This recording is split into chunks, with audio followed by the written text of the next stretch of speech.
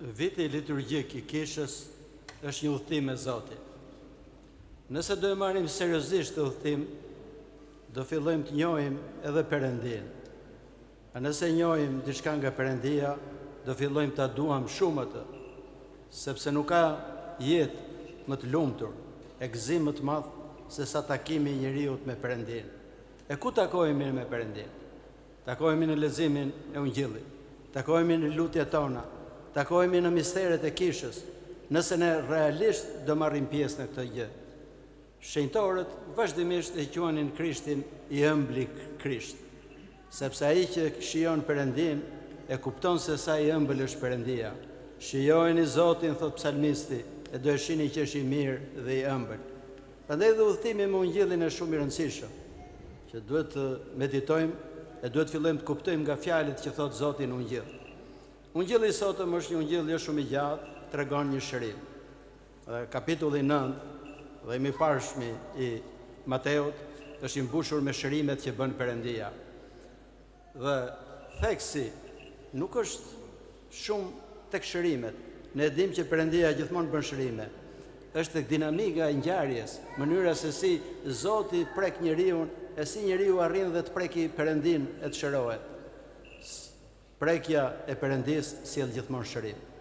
Sa më afër të jetë Zoti shpirtit ton, aq më shumë do jemi në të shëruar. Të gjithë kemi nevojë për shërimin. Të gjithë kemi nevojë për shërimin e shpirtit dhe trupit. Në historinë e sotme është shërimi I një të paralizuarit, që 4 miqtë të tij e marrin në vik, e sjellin për ta futur në shtëpinë ku po qëndronte Zoti, po që nga që kishte shumë njerëz, nuk mund të hynin dot, dhe hipën çan çatin dhe zbritën në vikun poshtë. E Zoti duke parë besën e tyre, thot këto fjalë: "Ki zemër bir", I drejtohet paralizuarit, "fajet tua janë falur." Dhe shkronjësit që ishin aty dhe farisejt, po mendonin në mendjen e tyre: "Ky po blasfemon, kush mund të fali faje përveç se Perëndis?" Dhe Zoti që lexon gjithë zemrat e njerëzve dhe mendjet e tyre, ju drejtua atyre dhe I tha: "Pse keni mendime të këqija në mendje, thot? Çfarë është më lehtë, t'i them që janë falur fajet, apo t'i them këtij ngriu, thot, dhe hec?"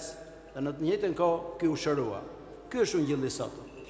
Ky ungjill na tregon pikërisht fuqinë shëruese të Perëndis. E na tregon që smundja e njeriu është gjithë trupit njeriu. Njeriu është një entitet I vetëm psikosomatik. Shpirti ndikon tek trupi, e trupi ndikon tek shpirti. Nuk mund ndahen nga njëri tjetri. Në shërbesën e Evqelis, ne pikërisht kur lyejmë me vajin e bekuar, njerëzit themi këto fjalë: për shërim trupi dhe shpirti, që do të thotë për shërimin e plotët e njeriu, trup dhe shpirt. Sepse njeriu nuk mund të jetë vetëm një pjesë e kësaj. Jo kam përmendur disa herë thënien klasike në ortodoksi: një trup pa shpirt është kufon, dhe pa shpirtin gjithmonë do jetë kufon. Po, edhe një trup pa shpirtin është një fantazëm, nuk është njeriu I plot. Prandaj dhe Zoti do që t'i shërojë njerëzit shpirtërisht, dhe duke lexuar zemrën e atij, ndoshta Perëndia e kuptoi që ai njeri ishte penduar. Diçka kishte ndodhur brenda shpirtit të tij. Dhe prandaj dhe I thot: "Fajet e tua janë falur." Dhe pastaj e shëron edhe fizikisht. Dhe gjithë secili nga ne ka nevojë për këtë gjë. Ndoshta ne nuk mund të jemi të paralizuar nga ana fizike, po shpirtërisht shpeshherë jemi të paralizuar. Si është paraliza shpirtërore? Ja, një eksperiment fare I shkurtër mund të bëjë çdo njeri. Ku lexon ungjillin dhe nuk ndjen asgjë.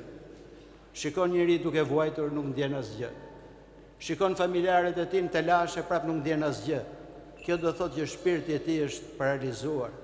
A nuk ka smundje më të vështirë për të shëruar se sa paraliza shpirtërore? Është akoma më e dëmshme për ne se sa paraliza trupore, se mund të jemi të paralizuar shpirtërisht. Ne kemi humbur, nëse kur jemi të paralizuar vetëm trupërisht, nëse kemi shpirtin, përsëri jemi të fituar. Prandaj ungjilli I sotëm është një thirrje për gjithë secilin nga ne, që të largojë paralizën e shpirtit të tij, të fillojë dhe ndjej diçka për gjithë njerëzit e tjerë. Ja, shumë njerëz shpeshherë ndoshta edhe mund ndjejnë diçka, por nuk mjafton vetëm ajo gjë. Dashuria e vërtet nuk është vetëm ndjenjë, është edhe veprim. Nëse shikon njëri që s'ka bukë, duhet japësh diçka. Nëse shikon njëri që është shumë i dhëruar, duhet ta ngushëllosh. Nuk mjafton vetëm thjesht të vi keq. Zoti nuk thjesht i vjen keq, po ndërhyn dhe vepron. Edhe këtë kërkon dhe nga gjithë secili nga ne. Një pikë tjetër e rëndësishme këtij ungjilli është që Zoti lexon gjithë zemrat, shikon gjithçka. Ne shpeshherë ndoshta mund të bëjmë gjëra e duket sikur njerëzit nuk na shohin. Dakor, njerëzit nuk mund ta shohin, po Perëndia na shikon. Është një histori nga murgjët e Shkretirës. Njëherë një asket i madh shkoi në qytetin e Aleksandrisë dhe një grua mëkatare u përpoqi ta tundonte. Dhe ky bëri sikur pranoi dhe tha, "Dakor, tha. Le të shkojmë thënë qendër qytetit në mesditë dhe le të mëkatojmë." Ai thot, "Si mund të shkojmë atje?" thot. "Do na shohin gjithë njerëzit." Grua i thot, "Edhe nëse shkojmë në shpellën më të errët, edhe më të thellë, nëse nuk na shohin njerëzit, do na shikojë Perëndia." Dhe historia tregon që kjo grua u pendua dhe filloi rrugën e shpëtimit. Sepse çfarëdo gjë që të bëjmë fshehurazi ne, edhe nëse nuk na shohin njerëzit, Perëndia do na shikojë. Nëse ne na vjet turp nga njerëzit, sa më shumë duhet na vjet turp nga Perëndia. Prandaj dhe ungjilli i sotëm na tregon këtë gjë, që Zoti është i kujdesshëm në gjithçka, e sheh gjithçka që është tek ne.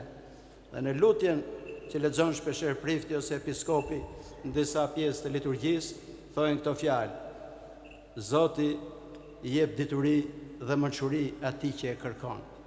Por nuk e heq syrin, thot, nga mëkatari. Prandaj dhe ka vendosur edhe pendimin. Gjë që do thot padyshim, ne mund të bëjmë shumë mëkate, po Zoti na ka dhënë dhe një rrugë të shpëtimit e të mjekimit duke u penduar. Por nuk pendohemi sepse kemi pengesa të mëdha shpirtërore e psikologjike brenda. E kush janë këto pengesa? Është pikërisht pseudovetja, kur njeriu e kap kreneria, lakmia, zilia, egoizmi. Ai e shikon pendimin si një poshtërim, nuk e shikon si një shërim. Madje ai as bindet, sepse dhe bindjen e shikon si një poshtërim, ndërsa etrit e kishës, e gjithë murgjit e shenjtë, këtë e shikonin si rrugën e vetme të shpëtimit nëpërmjet bindjes, do themi bindjeve të mësimeve të Zotit, dhe nëpërmjet përulësisë. Nëse do jemi të përulur e do i afrohemi Perëndisë, Perëndia do na shpëtojnë. Zoti në këtë pjesë të ungjillit është i vetmi që flet. Nuk flet as i paralizuari, nuk flasin as ata që e sollën, nuk flasin dhe shkronjësit që filluan menduan keq për të, po Zoti i lexon gjithë mendimet. Prandaj dhe Zoti shikon jo vetëm thjesht veprat tona të këqija, po dhe mendimet e këqija. Sa herë që kemi mendime të këqija kundër të tjerëve, nuk mund të fshihen dot nga Perëndia. Prandaj dhe shenjtët pendoheshin jo vetëm për veprimet, por dhe mendimet e tyre të këqija që mund të kishin pasur ndonjëherë në mendje kundër një njeriu ose kundër diçka e tjetër. Zoti i dallon të gjitha këto. Dhe e fundit si pikë është shumë e rëndësishme që ne duhet ta kërkojmë Zotin. Se duke kërkuar Zotin do na japi mençuri e do na japi urtësi. Nëse nuk e kërkojmë Zotin, nuk do i gjejmë dot.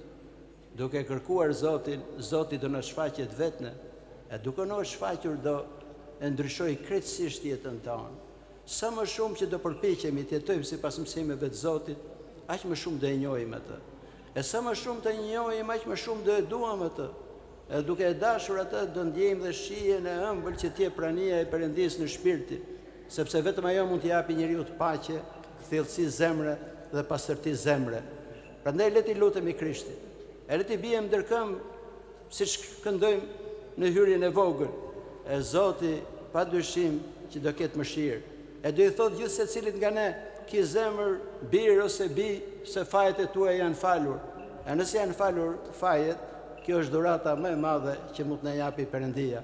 Prandaj le t'i lutemi Krishtit vazhdimisht, sepse Krishti është një Zot i dashur, që e ka gjithmonë mendjen tek të gjithë njerëzit dhe vigjilon mbi gjithë shpirtrat.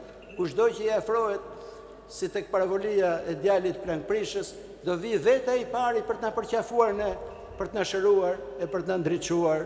Amin.